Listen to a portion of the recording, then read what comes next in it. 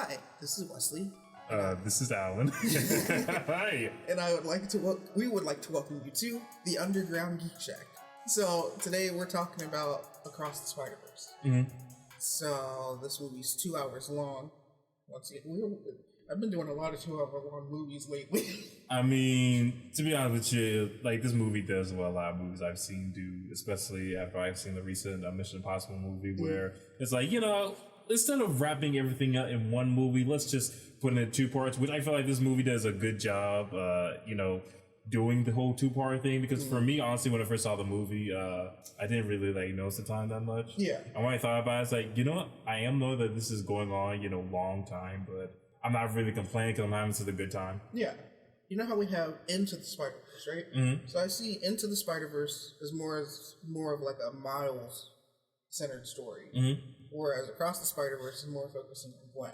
I see it as doing it both ways, because at the end of the day, it still is a Miles Morales story, but it just feels like it's a more Gwen and Miles Morales story at the same time. Because the thing that the movie does, which I didn't expect, was that it actually started out with a 20-minute, Gwen Stacy story, where this is after, the events of Into Spider-Verse, and it shows, how she's dealing with it afterwards, her trouble with her father and everything. They go into more of the history of her with her Peter Parker and how he died and she feels guilty. So I feel like the movie, I know when it was advertised, of course it'd be like, hey, Miles Morales. Yeah. But I kind of like how they were like, hey, let's kind of recap, the movie, but from Gwen's point of view.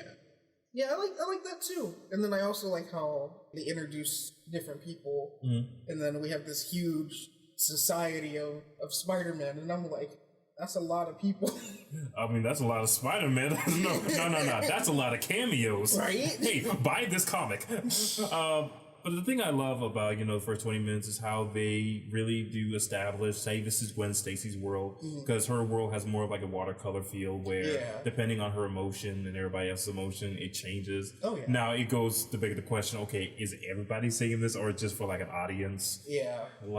Interpretation of what's going on? But it really doesn't matter because I feel like this movie really umps the animation and the artistic colors and frame rates and all that kind of stuff where they go, because I really did love how they had to fight with the what's it called, the Vulture, but he had him more it was more of like a Leonardo da Vinci, like we see these old sketches and it was more of like a rough sketch kind of deal. And I feel like in the last movie they did this thing where they mess with different animation styles. You have the anime with Penny, you have Peter Parker with the more Looney Tunes, you had the noir Spider-Man, but I feel like with this one they really went balls to the wall with hey, Lego, video games, little comic books, cowboy, dinosaurs. I'm like, wow, you were really pushing the ante. I mean, I know it was crazy last time. And also a cat. And it's like, okay.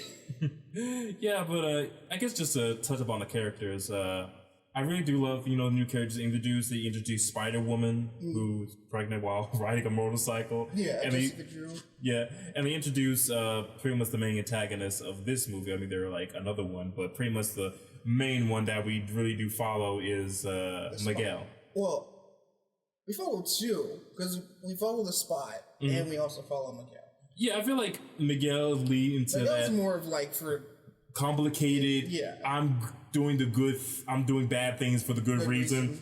The Spot's just being the Spot. Yeah, he's just like, all right, I'm your nemesis. And it's funny because he's like, I will be more than a villain of the week, and I'm like, dang, he really took that comment hard. But the funny thing is that that's how he was advertised, in the trailer, because he was just there for a split second with that joke of that loaf of bread falling out, and he wasn't really presented that much in the movie, and they really were just showing more Miguel as the kind of antagonist of the movie, even and the after credits scenes Into Spider-Verse thinking to Miguel, so it was pretty much, Miguel's the villain. But the Spot, though, you forgot about the bagel. Yep. The bagel. That's what threw me off. Because I'm like, that's from the first one. That was, the thing is, that was just a joke. That was, one off, he took a bagel, boom, and that was it. And in this one, it's you created me when you hit me with a bagel. And I'm like, wait, what? That's a, wait, what? That's a thing? since, this is a Miles Morales movie, let's talk about Miles Morales himself. So the thing about it is that, they aged him up a little bit, you know, and everything. And right now they are showing, hey, being Spider-Man isn't all it's cracked up to be. Yeah, and it's like, there are the canon events that are, supposed to happen for every... Which became a meme, and right? I am... Like, I'm not gonna say some of the jokes here because I don't want to get canceled, but it's like, hey, such and such, that was a canon event. I'm like, no. Look, first, hey, getting hit with a pie, falling down the stairs, that's fun. But natural disasters, other tragic events, no, let's not do that. But it's like, because like one thing that they had said in the film, like if, Uncle Ben hadn't passed away, then none of them would have been there. I mean, it's the classic, if Bruce Wayne's parents didn't die, there would be no Batman. Yeah. Yeah, but, I really loved Miles Morales, in this movie, his character development, because there is, like, a rift between him and his parents that are showing. Right, yeah. Especially at the beginning, where he went through that whole time to get the cake. Right. And they came back, and what would they say? It was like, I'm not proud, or something like that. Yeah, it was like, because he had the lady write out this entire message, and all for it just to say, I'm not proud, and I'm like, oh. But then it also draws a parallel to what the guidance counselor was saying, too. Mm-hmm. She's like, you can't have your cake and eat it, too, not unless you bake 2 cakes. In which, what Miles was trying to do. And he proved that isn't the case at all. Yeah, and also, that's also a parallel between either you have, when Miguel was saying to Miles, you either save one person or you save the entire world. Mm. You can't have your cake and eat it, too. Why does it always go back to cake? I don't know. It's so weird. Yeah, but I kind of like the dilemma that's happening with the parents. Us being 2 brothers who I guess are black. We can relate, especially we're gonna get into funny theater stories because I have a bunch of them. What happened in the movie theater, but it was funny because throughout the whole movie I watched it with your family, and there were times Miles Morales' mama was giving her speeches and giving her advice, and I just hear your mom be like, I told you that same thing to your brother, and I'm just like, I'm just trying to watch a movie here. We're just trying to watch. Calm down. Yeah, but I can relate because especially the thing that really got me, when she was giving the whole speech to Miles, be like, hey, like, even though you might go to these places where you might feel like you don't belong there, you have to show them that you do belong there. Yeah. And I heard, behind the scenes that the writers were really like writing about, how Miles Morales was first presented, how people don't see Miles Morales as a Spider-Man because unfortunately, like, some people think he's just a forced character for diversity and all that kind of stuff. Oh, you're just here because you're black or you're a person of color, and that goes into what Miguel was saying, like, you don't belong here, and that's a commentary of how people say Miles Morales doesn't belong here, all that kind of stuff. But I really did love the parents in this movie, how they have like they always had a focus in the first one, but I feel like they have more of a focus in this one. Right. Yeah. Because I only feel like in this first one, Miles Morales' mama only said a few lines, and that was it. So, yeah, I think so. She had her thing at the beginning. Yeah. Maybe a little bit middle, but that was pretty much it. Whereas in this one, it's more of a focus, and it's like after he speaks with his mom and everything, and she's like, you need to protect the little boy that's still there, and I felt like that basically rang true throughout the entire time when he was running throughout. Being chased throughout the Spider Society, and I was like, all right, that makes a good point, because it's like, there's always that child version of you. I mean, yeah, we all grow up, but it's like, you still have that childlike wonder. Oh, but some people are just like, oh, we're just gonna cast away the child version of ourselves. We still gotta grow up anyway. But it's like, you still kind of have to have that childlike wonder. Yeah, because if not, you're going to think everything's going to be bad and doomism, and you're going to be depressed all the time. And it's like, no, things do get better. Like, even... you got to look at, the bright side of things. Yeah, and even Miles said that, look, Spider-Man can do both. Oh, yeah. Because even Mountbatten's Spider-Man, when he was trying to save Captain Singh and his version of MJ, and he was like, I can do both. And... I mean, we saw what happened. Let's go back to that scene. Like, I love that scene, where they're in, how do you say it? Mountbatten and everything. And, after the spot, goes to the collider and becomes more powerful and goes back to Miles' world and everything. Like, I like that scene, but realistically, it's like, all those buildings falling down. Right. You tell me you saved everybody? Like, there has to be a few bodies up in that rubble somewhere. I'm sorry. But, different characters that we meet, I feel like not all of them had a purpose and everything. Right. My favorite character, I think everybody's favorite, had to be, Hobie. Hobie, yeah. Because when I watched it, I was like, my boy, Hobie, he came in clutch. Which he always contradicts himself, because he's always against the establishment, but it's like, but you're part of the group, that is kind of part of the establishment, but he's like, well, am I? I'm like, yes, you are. Right.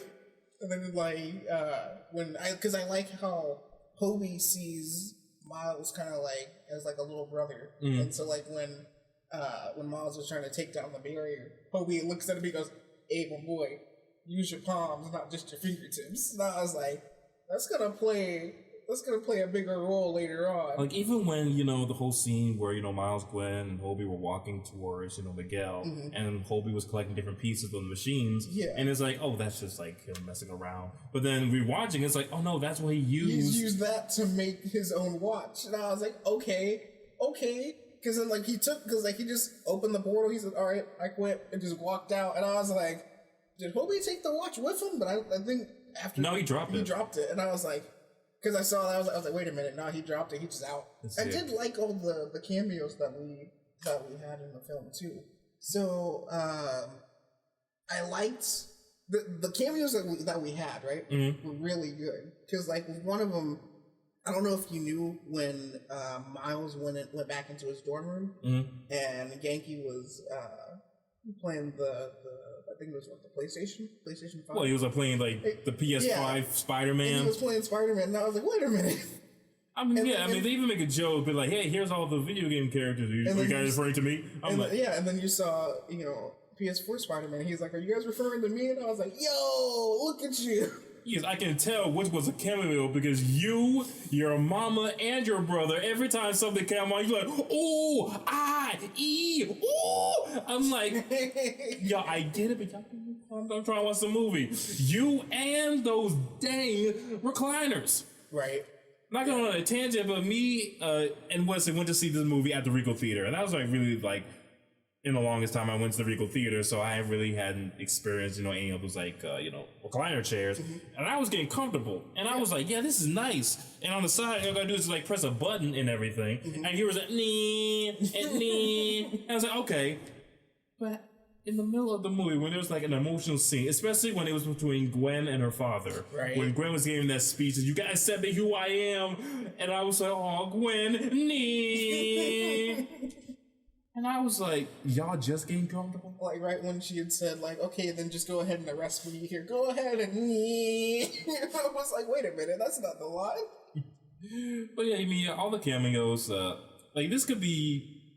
Some people can see cameos as just say, hey, remember this? Right. But because, of the animation and because... the movie does have a great story. Yeah. It really doesn't bring the movie down. Look, they do the whole big cameo during the whole chase scene. That's the only time they really do the big cameos. Hey, look at this. Look what we have. Look at the background. Not only that, but also when when they had the whole...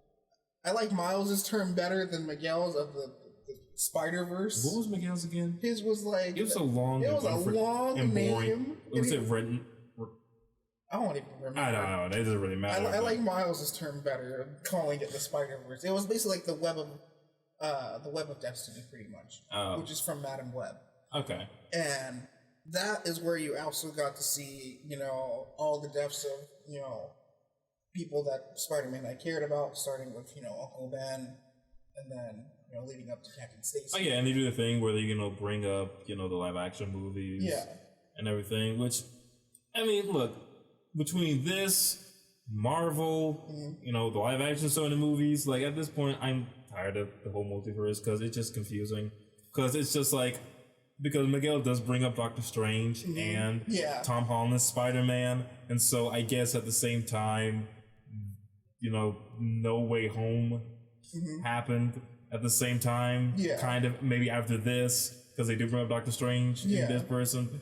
And so it's like, wait, so why didn't so are they gonna come in? Is this just a cameo shout out to this movie? Because they do connect Venom, and Venom is part of the MCU now. So it's like one of those things where I treat it as comic books, second tier canon, where you have the main canon, but then you have the second tier canon, but the main canon contradicts the second tier canon is no longer canon.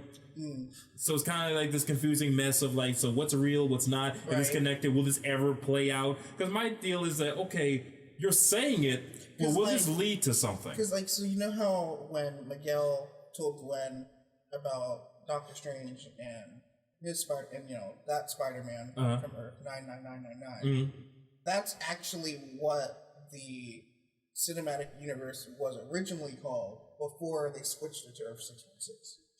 Okay. So, Earth 616 is basically comic book version Spider-Man's universe. It's just the MCU just took it and went like, all right, now our Spider-Man is now 616 instead of 199999. Okay, my brain broke. Yep. It's confusing. It doesn't matter. Look, it doesn't ruin the movie for me. It's like they do a spreadsheet. They did a small, cameo with the woman from Venom and everything. Right. Yeah. And I'm wondering, like, okay, what would someone's reaction to this movie be if they weren't a big Spider-Man fan? Because I feel like this movie, especially, when they're explaining the whole, Spider-Verse thing, canon events, like, if you like, one thing, if you've never seen any of the live action movies at all, right? And then suddenly a live action person just shows up and it's like, wait, I can take different animation styles, but what is Child Gambino doing here? Right? You're like, what in the? Is that the guy from Community? Of course, I grew up on the cartoons. I grew up on these live action movies. I get it. I understand it because I'm part of, quote unquote nerd culture. Yeah. I mean, I better be. Like, what am I wearing this for? But I would love to talk to somebody who hasn't watched a lot of, the movies and stuff and be like, so what do you think of this film? Like, I was enjoying it until it got to the whole splitting of everything and now I'm confused. Yeah. They did do one interesting thing that I liked, which was with the Spectacular Spider. Oh, yeah, because he shows up. Yeah. And it's funny because they're so short. Right? And I'm like, what in the world? I'm like, in his world, he's like, probably like the size of Miles, but in this universe compared to everybody else, he's just a short little man. Right? You're just like, okay. But it's like, when I saw him, I was like, hey, that's Spectacular Spider-Man. And I'm like, all right, cool. That's an interesting cameo to have in there. And then apparently they made a cameo for one of the people who did one of the ending songs. So the guy actually has his own version of Spider-Man in the movie. Is he the Spider-Man that was like, there's nowhere to run, and it's like, sorry y'all, there was somewhere to run? Yeah. I was like, okay. It's like, damn, this brother got black real quick. Right? I knew Miles was black, but man. I don't know, anything else you want to talk about, like the cameos? Your favorite ones, your least favorite ones that you feel like that was too much? Let's see. They kind of did Ben a little bit wrong, though. The one that was all brooding and he was like, oh my gosh, the pain. Yeah, look, I haven't read, I don't know that version of, Spider-Man. I know when I, went to watch some very nerdy videos of, apparently people were mad because he's not that brooding, or they just made him a joke. Yeah. Like Spider-Man. And it's funny because, like, when he has Miles, when he's holding Miles, he goes, I have you in my in my muscular grasp. And I'm like, my dude, you good? Like, were people just making fun of him because he felt like he was being too edgy of a Spider-Man? Pretty much, yeah. Because I'm gonna go off on a sidebar here, but in the comics, Ben Reilly is technically a clone of Peter Parker. Okay. And so he, gets bitten by, a radioactive spider, gets turned into Spider-Man, pretty much. So. Wait, so it's not like they cloned him or had the powers. He had to be cloned, then get bitten by a radioactive spider. And it got to a point where Peter had to fight himself, which was the clone.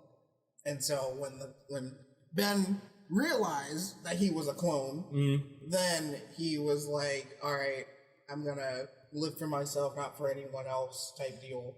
And then took on the name Ben Reilly, from Uncle Ben, and then Peter passed on the mantle of Spider-Man to Ben. So that's how that whole thing went about. It sounds confusing, and I know it is. Like, it's like, okay, so who cloned him? What was the point? I got no clue. I never really like, wait, if he passed the mantle, how old is Peter? Right. Which is weird, because in most, like... Is this like a Beyond the Batman situation? I got no where clue. Technically the new Batman is a clone because they took the DNA of Batman Bruce Wayne to make a new Batman? I got no clue. Because, like, in most times, it's weird because they have Spider-Man, but he's only, like, 16, and he's still a high school student, and I'm like, can we age him up, please? It's like Teenage Mutant Ninja Turtles, where technically they say they're teenagers, but they act like they're in their 20s. Right? Yeah, but, just getting on track.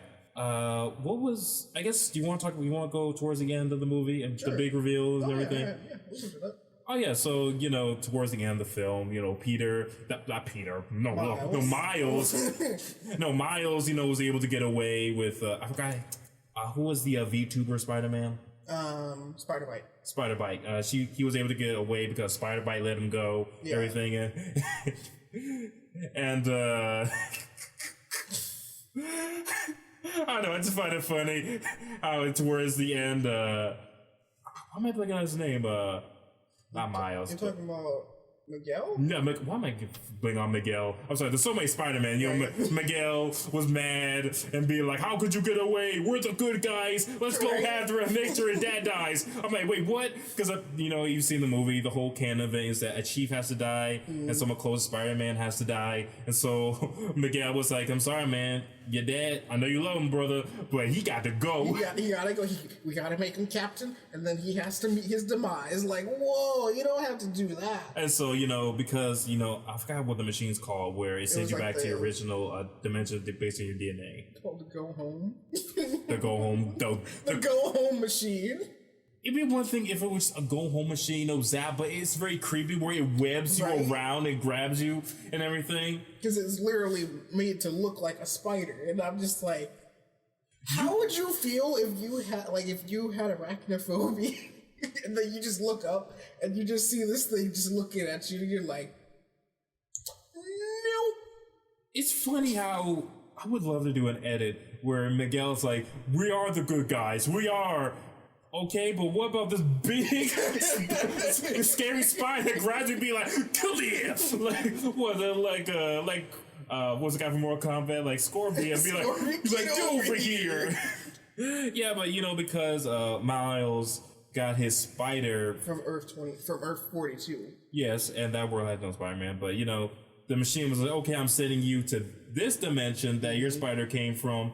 And he thought, Mom, I have something to tell you. Right. I'm Spider-Man. And then she goes, who's Spider-Man? And when she said, who's Spider-Man, I was like, you're in the wrong dimension.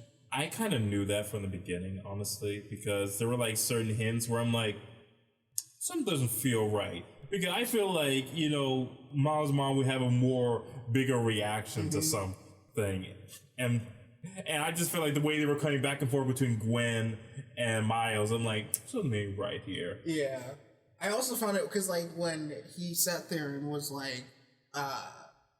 he's still wearing his, Spider-Man costume, and then he throws his jacket on, and I was like, that's not your jacket.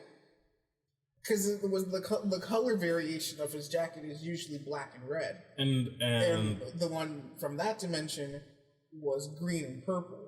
And the fact that, this universe's Miles' mom said, what'd you do to your hair? Right. And then when they found out, oh yeah, this Miles Morales has braids now. Yeah, because Uncle Aaron was like, oh, you took out your braids? And I was like, wait a minute. I mean, oh, you're alive. Right? But yeah, so we introduced to evil Miles. Right. In which I seen a lot of theories. The reason why, this version of Miles has more of a...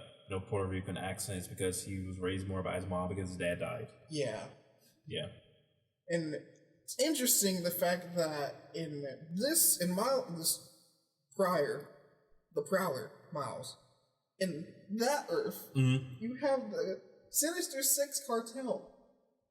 So there's a theory that I saw where people think that Uncle Aaron and this Miles are actually the good guys, and they're fighting the Sinister Six. That's what I'm thinking, because I'm like... But they're more like the anti-heroes, where they will get dirty. Yeah, like they have no problem with dirtying their hands, which I would like to see that. And Beyond the Spider-Verse, I would like to see that. Because like the way how this movie ends is just, alright, yeah, I'm Miles Morales, and I'm the Prowler. Cut to black, and I'm like, the funny thing is that I remember, I knew, there's going to be a third film, and everything. I heard about it. But for some reason, I thought it was going to be, how Into the Spider-Verse, it still, had a beginning, middle, and end story, where they left, the whole, Gwen Stacy saying, hey, Miles, you gotta say, at the end, but they still, had a complete story. This one, they just did a Back to the Future 2, where it was like, stay tuned for part 3. Right? They're like, Miles Morales will return. And I'm like, okay. Oh, yeah. I mean, like, I really, love this movie, like, for real, because I feel like, the Into the Spider-Verse movies really did, make Miles a more popular character. I'm not saying he wasn't popular, but, I feel like the only thing he had was cartoons. To like a wider audience. Yeah, because, this movie made a lot of money. And I feel like, before he was just relegated, he had cartoon appearances, he has comics, of course, and I think that was pretty much it. But with this movie, it really did, like, push him into, pop culture, really, like, up him. Like, because right now you have the new Spider-Man games coming out, Spider-Man 2, where, Miles is more of a complete focus. Yeah. And everything. Outside of his own game. Yeah. And the thing I will say is that, I love the movie to death. I'm just afraid. I just hope that part 3 lands the ending, because if it doesn't, then it will kind of tank this movie a little bit. It kind of has to, though. It has to land an ending, because this is basically the middle portion. And no, I'm saying it has to land a good ending. Oh, yeah. A complete ending. It has to wrap everything anything that is sasatisfying, because if it's, let's just say, I doubt it, because I remember when this movie came out, people were, okay, it's going to be good as, like, the first one. But I feel like I like this movie way better than, the first one. But I just feel like, okay, come on, you have to land the ending, because if you don't, then I'm going to watch this movie again and be like, this is good, but I know what's gonna happen next. Right. It's like you need to have like a satisfying ending, and it needs to wrap everything up. I wouldn't say in a nice bow, but it would probably be helpful to at least tie up all the loose ends. I'm not saying everything has to be perfect. Well, yeah, everyone lives and everybody's happy. It's like, I'm just saying, wrap up. I'm saying like not like, it's like you can have the bow as the ending, but then it's like, all right, such and such happens in Earth 42. It's like, all right, we know what happens there. What happens with Gwen? What happens with Peter? What happens with Miles? Look, it's like, because I'm not saying that they're not gonna have time. Look, this movie is 2 hours, right? What are they gonna do? Pull an endgame situation? Yeah, I mean, hey, to complete all these story arcs, 3 hours. I mean, the thing that this movie is gonna do is that it is gonna introduce. They're gonna have a DLC content. No. I mean, the thing about the third movie is that he's going to have way more characters, on the team, because the first movie you had Peter B. Parker, Gwen, Miles, Peter Porker, Penny, Spider-Man Noir. But this one now you have Hobie, you have, what's the Indian Spider-Man called? Pavata Parker. What? I just call him Spider-Man. And now you have VTuber Spider-Man. So that's 9 characters. I'm down they're going to get all the focus that they need, but I just hope that it really does take the landing and there will be a good film and wrap everything up in a very satisfying way that makes sense and everything. And really just have stage, because I don't want to be it's not a movie, but a show that I always go back to with this problem is that you have the first season of Promised Neverland, that's so good, that you watch and good. I love, and I'm like, it has so many twists and turns and suspense. You're not expecting it. But then you go to the second season and it feels rushed. It feels like, where did this come from? Did you just pull it out of your butt? and every time and then it's like, well, I can't recommend Promised Neverlands now. I can recommend season 1, but it leads off of a cliffhanger. And that's the thing, is that like it leads off on a cliffhanger. They take out characters that are supposed to be in there. They took out an entire arc. I know I'm sidetracking here, but it's like no, and it's bad because it's like you have something that's good, and then you have the source material. And it's bad when you want to sit there and recommend someone something to watch, and then you're like, oh, well, now you have to go and read. I mean, I'm just pretty much saying with the film. Like, I just want it to be a complete story that I could love. Yeah. Because this doesn't feel like a complete movie in a sense. Like, it really does feel like hey, part 2, there's still more. It feels like a season finale, pretty much, to a show. Right? Well, yeah, season 1, that was good, but I love a cliffhanger where they could go back. But hey, there's somehow got another season, which is this movie, not season 2. And season 2 is off a big cliffhanger. But now we got season 3. And if they don't get a good finale, then it's like, well, I just wasted my time. Right. But yeah. So I know we're like singing the praises of this movie, but is there anything in this movie that you didn't love, that you wish was in here, that you wish had more time or more explanation to flesh out? I guess the fact of like, because I get that Captain Stacy said that he quit, but he quit halfway through Gwen's speech and everything. Mm-hmm. So I'm trying to figure out, is that still going to disrupt the canon? I heard a theory, not with Gwen, but with Miles, is that because Miles wasn't originally the Spider-Man of his universe, and he got his powers from a spider from another universe, that his father, that he's really not a Spider-Man, he's just an anomaly, and that it doesn't matter if his father, lives or dies, because it seems that each Spider-Man in their universe has one Spider-Man, and this Spider-Man is somehow a 2, with the reason that Miles got his powers because of another Spider from another universe. Yeah. And so he kind of is not part of the canon in a sense, so he kind of is an anomaly. So it's. But then, here's one question I want to raise to you then.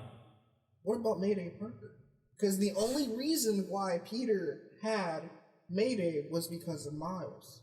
That means Mayday is also an anomaly. Yeah, but we haven't really seen what would happen. I don't know. We have to wait and see for the third movie. Like, this is things where we're going to get the serious conversation. Yeah, what about this? What about this? I'm like, just wait. Like, we got 3 years. Just like how you and me are going to have to wait for Beyond the Spider-Verse. Oh, yeah. There was news that came out Beyond Spider-Verse was delayed, because of the writer's strike and everything. Which I'm fine with, because, look, I want writers to get paid. Like, I don't want, like, movies to be written by AI. Oh, no.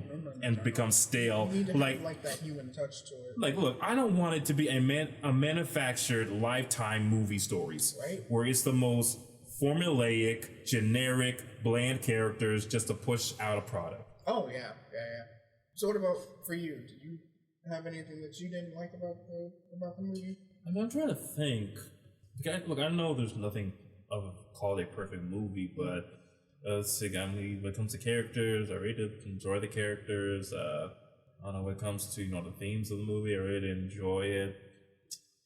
I don't know, there's nothing really I could point to where maybe if it's like nitpicky stuff, I'm like, yeah, there's too many cameos, but I don't want to.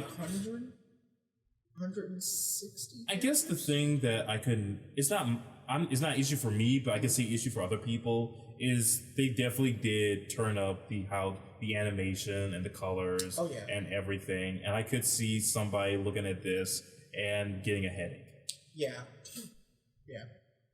Because, in the first one, they did really, play with frame rates and different characters and stuff. Mm-hmm. And with this movie, like, it kind of got me a little bit, toward, at the beginning with the whole Vulture from the universe, where it just felt like the colors just going everywhere and everything. It was like, whoa, okay, I'm used to it now. Right. But at first, I was like, this is kind of too much. I could see that, like, bothering somebody, especially, like, if you're not that fan of all these colors and stuff. Yeah. And there's an argument that I've seen go around that all these anime films are becoming too, I guess, stylized. Like, you got the new Teenage Mutant Ninja Turtles movie that came out, and people say, that took inspiration from Spiderverse, everything, and this is going to be a too much saturation of the market of this kind of animation style. Because before, we just have the typical 3D animation. Yeah. where it was good, but it didn't really feel like none of these animators or businesses were taking a risk with their animation until you had, Sony come out. But the funny thing is, before Into the Spider-Verse came out, the last Sony movie that came out, I believe, was the Emoji Movie. Yeah. And that was the time where, even before the movie came out, people were capping on it and be like, whoa. And I was like, hey, maybe it could be good. I mean, the Lego movie, came out, but the thing about the Lego movie, it had style. Yeah. And it used Lego to its fullest potential. Yeah. But with the Emoji Movie, I've seen it, unfortunately, and it legitimately is the most generic movie ever. Like they do the whole. I thought about watching it, and I was like, no, I'm good. No, I mean they do the whole classic thing of like a character reveal of like, hey, I was a princess the entire time. Be yourself. I could be more than I want to be. It's like there's nothing. It's one of the generic. Yeah, and the whole premise of it. I mean, I think it's sidetracked. I mean, it's a movie 2 hours long. Is that in the Emoji Movie? It was just about a guy trying to get with a girl, and it was kind of do this Inside Out thing where there were just characters in the phone, but they were making it seem that, oh, my emojis are messing up. I guess I gotta delete my phone and they'll all be gone, which is not how the phone works. Okay. I don't. It makes me logic that much, but I was just saying, before, even when I was watching the first trailer for Into the Spiderverse. And I'm just saying, I'm like, wow, this is Sony? This is really cool. But still, it's like, hey, I don't know how this is going to be. But then after watching it, I was like, wow, this is really good. Oh, yeah. And I just feel like, the Spider-Verse movies really is pushing the animation industry and animation movies, to be more creative. Because there's a new movie also on Netflix. I forgot what it's called, but it's a adaptation of a graphic novel. It starts with an N. Is it Ninema? It's about a shape-shifting girl with pink hair. I know which one you're talking about. And it really does, have that 2D/3D style to it. Yeah. And, Disney put out this other animation that's coming out, Wish, where it is mixing, 3D and 2D animation. Yeah. So I feel like, what we have to preach about Spider-Verse is pushing the animation industry forward. Yeah. I mean, it's going to take a long time because there's a lot of animators that worked on this, and, they deserve all the credit, but... I just love, this movie. I love how, it is showing more representation, of course. Oh, yeah. So, would you recommend people to go and watch both Into the Spider-Verse and Across the Spider-Verse? Oh, yeah. Like, definitely watch Into the Spider-Verse first and, Across the Spider-Verse. These are great movies to watch, especially with kids. They have great messages. It shows great depictions of people of color, especially when it comes to hair styles and stuff. But if you're just a big animation fan, Spider-Man fan, want to get into Spider-Man, definitely I think you should really check this out. Oh yeah. Well, with that being said, first like, comment, and subscribe if you're watching this on YouTube, and you want to leave them off with a comment, Alan? Oh yeah, be patient, support writers out there. Hey, look, this brother's a writer too, so he can relate, right. If you can, get involved, help out with the writer strike, donate anything you can. But yeah, that's pretty much all I gotta say. Well, thanks for watching, the Underground Geek Shack. I was enjoying doing this with my best friend Wesley. Thanks. And as always, we hope you've enjoyed your visit to the Underground Geek Shack. See ya! Maestro.